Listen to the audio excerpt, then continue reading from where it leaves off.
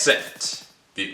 Pengo, for the arcades, developed by Corlan and published by Sega, it was released for the arcades in September of 1982, designed by these fine names that throw me in the Arctic Ocean if I botch them. Up to 2 players take control of the red penguin Pengo, and have to defeat a set number of enemies on the ice field, so you can proceed and rack up the points.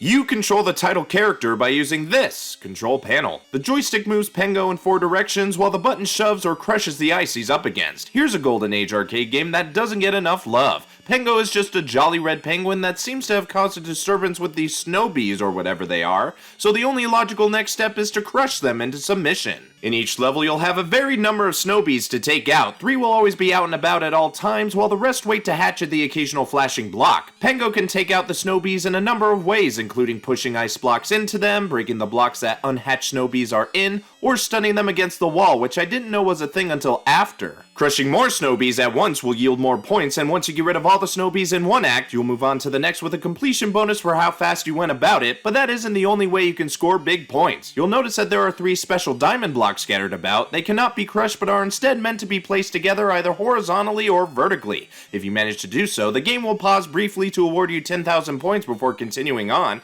I wasn't able to show this off during my playtime, as it is easier said than done. If you do get hit by any of the Sno-bees or crushed by ice yourself, you'll lose a life. Lose all your lives and the game is over. Overall, this is an interesting arcade title. Though not talked about much these days, it is fondly remembered. Certainly breaks the mold of being your traditional maze game by allowing the player to manipulate the area. It's very simple and very fun. It would get a few ports and handheld conversions in its time, and I think I would have preferred the penguin to be Sega's first mascot.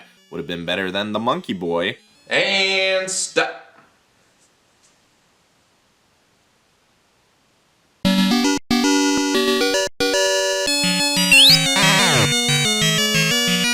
Thanks for watching, guys. Be sure to like, share, and comment on the video. And if you want to see more quick views, go ahead and hit that subscribe button. This is BrianTheBlue, and I'll see you next time.